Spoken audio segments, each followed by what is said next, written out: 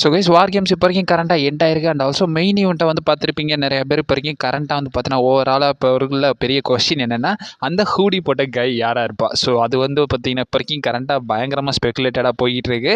And also main event side வந்துருவோம். எப்பவுமே WWE வார் கேம்ஸை பார்த்தீங்கன்னா என்ன பண்ணுவானுங்கன்னா, ஸோ வெளியே ஒரு 2 கேஜ் பார்த்தீங்கன்னா வச்சுருவாங்க. 2 டீமுக்கு செப்பரேட்டான கேஜஸ் வச்சுருவாங்க. ஸோ எல்லாரையும் என்ட்ரன் கொடுத்ததுக்கு அப்புறமா ஒவ்வொரு ஆளாக வந்து பார்த்தீங்கன்னா சென்ட் பண்ணுவாங்க.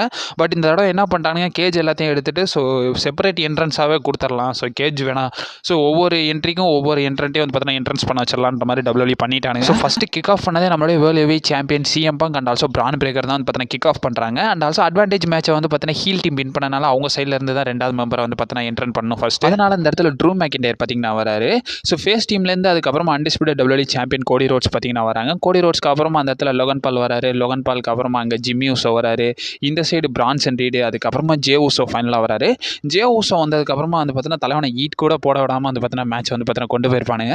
ஸோ ஃபைனலாக ஒரு 2 ஸ்லாம்ஸ்லாம் போட்டதுக்கப்புறமா ஃபைனலாக அந்த மியூசிக் வந்து பார்த்தீங்கன்னா மறுபடியும் ரிப்பீட் பண்ணுங்கன்ற மாதிரி போட்டு அதுக்கப்புறம் ஈட் போடுவார். இந்த இடத்துல ஈட் போட்டுக்கிட்டு இருக்கும் போதே நம்மளுடைய ப்ராக் லெஸ்னர் பார்த்தீங்கன்னா வந்துடுறாரு. ஸோ அந்த டைமிங் முடிஞ்சதுக்கப்புறமா வந்து பார்த்தீங்கன்னா ப்ராக் லெஸ்னர் என்ட்ரன் கொடுக்குறாரு. ப்ராக் லெஸ்னர் வந்ததுக்கப்புறமா நம்ம திரையரங்கமே செதற ஆரம்பிச்சிருந்தா சொல்லணும்.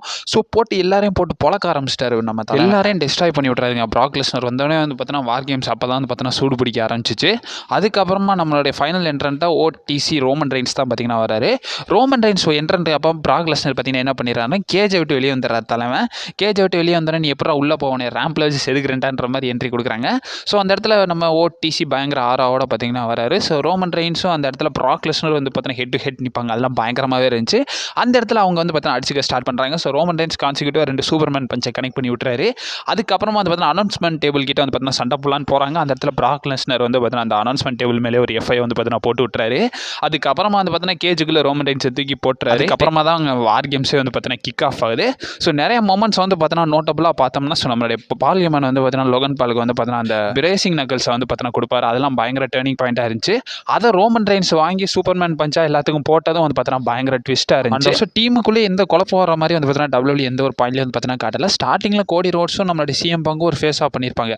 அதுக்கப்புறமா எந்த ஒரு கிளாஷஸும் வந்து பார்த்தீங்கன்னா டீமுக்குள்ளே நடக்கல. ஸோ அது ஒரு டிசப்பாயின்மெண்ட் ஆயிடுச்சு. ஏன்னா இதெல்லாம் நடந்திருந்தால் கண்டிப்பாகவே வந்து பார்த்தீங்கன்னா அது ஒரு நல்ல டேர்னிங் பாயிண்டாக கூட ஃபேன்ஸுக்கு இருந்திருக்கலாம். எப்படி லாஸ்ட் சர்வே சீரிஸ் வார் கேம்ஸ் அப்போ நம்மளுடைய CM Punkக்கும் ரோமன் ரெயின்ஸும் வந்து பார்த்தீங்கன்னா ஸ்டார்டிங்கில் முடிச்சுக்குறாங்க. அதுக்கப்புறமா வந்து CM Punk காப்பாற்றுற மாதிரி.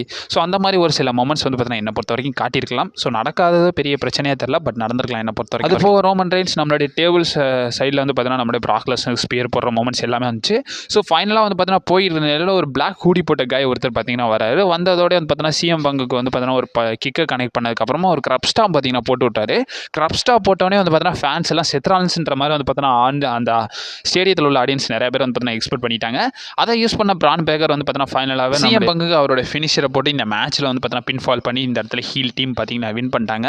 வின் பண்ணதுக்கப்புறம் நம்மளுடைய Prague Lesnar, Logan ball, Branson read, PRAN breaker and also நம்மளுடைய ட்ரூ மேக்கின்டயர் இவங்க எல்லாருமே வந்து பார்த்தீங்கன்னா போஸ்ட் கொடுத்துட்டு அந்த இடத்த விட்டு பார்த்தீங்கன்னா கிளம்பிடுறாங்க.